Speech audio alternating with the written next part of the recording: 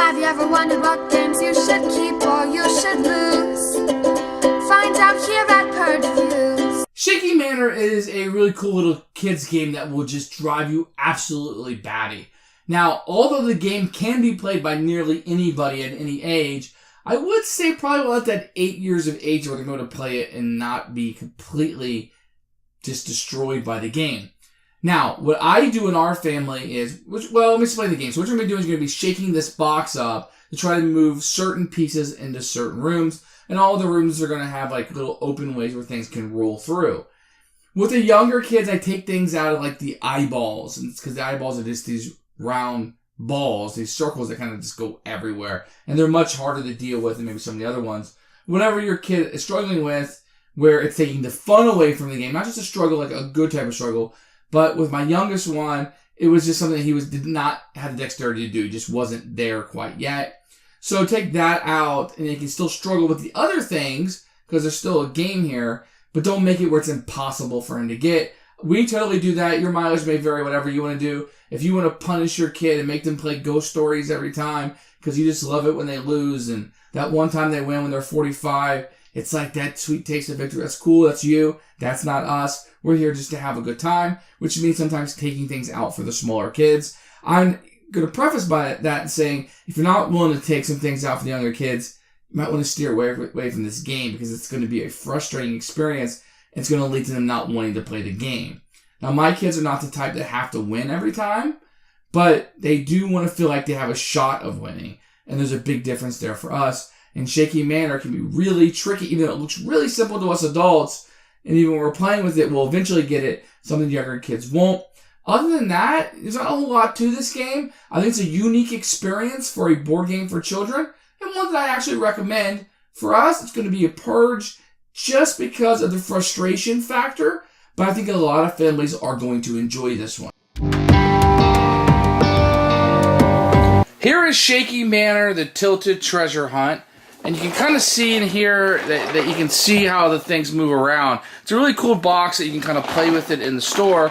And then the back of the box really shows you what it looks like to play with this multicultural family right here. And all the rules really are just right here. So when you open it up, you're going to get a number of these trays. Oh, and these you'll have to build in.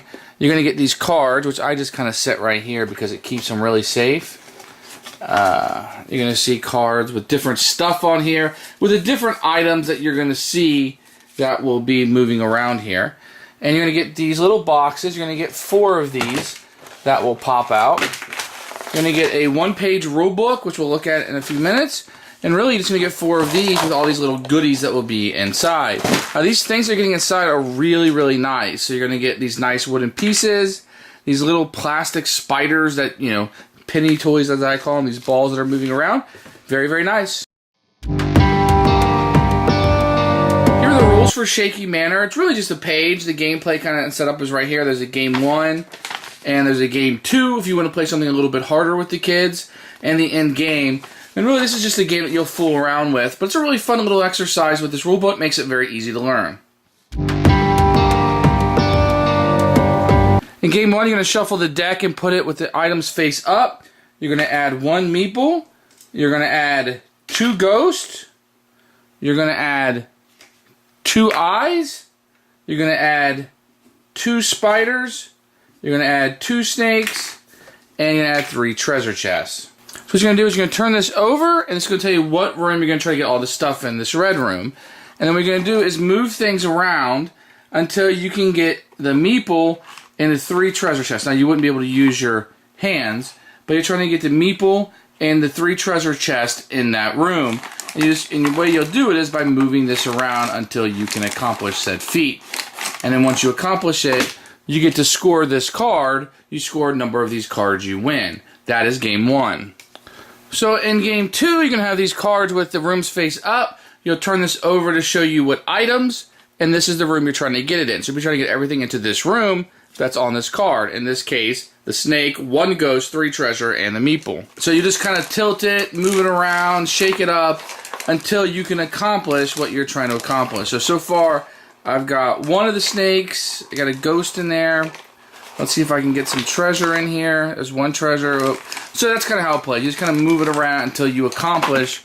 In the gray one, you get all of these items in there, and then if you do, you score this, and then this would be the next one that you would play, and so on until you get a number that you want to play to, and that would be the ultimate winner. You should buy this game. Families, I would probably say 8 and above, unless your kid has really good dexterity, or you're willing to modify the game a little bit to make it more playable and enjoyable for the younger crowd. This is a game I actually like, but am not going to keep, just because my children do get so frustrated with it. And when I have a game, I want the game to give us at least 30 minutes of playing time. Even if we're going to, play it 4 or 5 times to get that much fun.